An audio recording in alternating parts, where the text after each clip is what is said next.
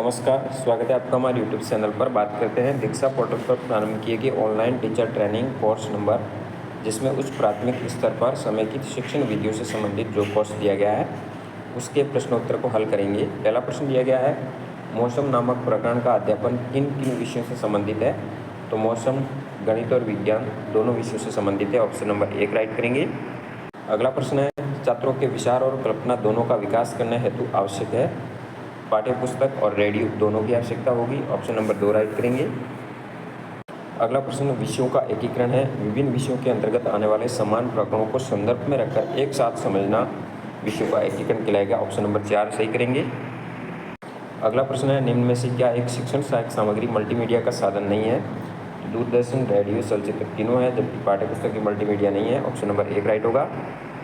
अगला प्रश्न, विषय एकीकरण के उपरांत शिक्षक कर पाएंगे प्रकरणों को विभिन्न दृष्टिकोणों से स्पष्ट कर पाएंगे। ऑप्शन नंबर 3 को राइट करेंगे। अगला प्रश्न, विभिन्न विषयों को एकीकृत पर पढ़ाने से श्रम और समय की बचत होती है, इससे आप सहमत हैं या असहमत हैं या कुछ कह नहीं सकते? तो इस कथन से हम सहमत हैं। ऑप्शन नंबर 1 राइट करेंगे। अगला प्रश्न है, कक्षा 8 में हिंदी पाठ बस की यात्रा को पढ़ाते समय सामाजिक विज्ञान के किसी प्रकरण पर चर्चा करना क्या कहलाएगा? तो विषयों का एकीकरण कहलाएगा। ऑप्शन नंबर 4 राइट होगा। अगला प्रश्न, एकीकृत पाठ योजना से लाभान्वित कौन होंगे? शिक्षक और विद्यार्थी दोनों। अगला प्रश्न है, किए जाने वाले कार्य की रूपरेखा तैयार करना क्या कहलाएगा? तो वो नियोजन कहलाता है। ऑप्शन नंबर 3 राइट होगा। अगला प्रश्न, शिक्षक प्रभावी अनुदेशन प्रदान करने हेतु जिन स्रोतों का प्रयोग करता है उन्हें हम क्या कहेंगे? शिक्षण सहायक सामग्री कहेंगे। ऑप्शन नंबर 2 राइट करेंगे।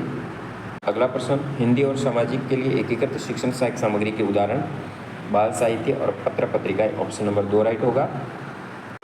अगला प्रश्न, विभिन्न विषयों के मध्य संबंध और प्रासंगिकता के साथ अध्यापन कहलाता है विद्यार्थियों के जीवन से जोड़कर प्रकरण को समझाना। ऑप्शन नंबर 1 राइट होगा। अगला प्रश्न है, विषयों के एकीकरण के साथ पढ़ाकर दूर किया जाता है प्रकरणों की निरस्तता, यानी ऑप्शन नंबर 1 सही करेंगे। अगला प्रश्न है, समेकित शिक्षण विधि का प्रयोग करते हुए विषय एकीकरण कैसे किया जा सकता है? तो अलग अलग विषयों के समान प्रकरण को जोड़कर। ऑप्शन नंबर 2 राइट करेंगे। अगला प्रश्न है, क्या अलग अलग विषयों को एकीकृत कर पाठ योजना बनाना संभव है? तो हाँ करेंगे यहाँ पे। ऑप्शन नंबर 1 राइट होगा। अगला प्रश्न, आधुनिक युग में सीखने सिखाने की प्रक्रिया में समेकित शिक्षण विधियाँ अति महत्वपूर्ण है और कारगर सिद्ध हुई है, इस कथन से हम सहमत हैं। ऑप्शन नंबर 3 राइट करेंगे। अगला है, दो विषयों को एक साथ संदर्भित कर पढ़ाने से प्राप्त होता है विषयों के एकीकरण के उद्देश्य प्राप्त होते हैं।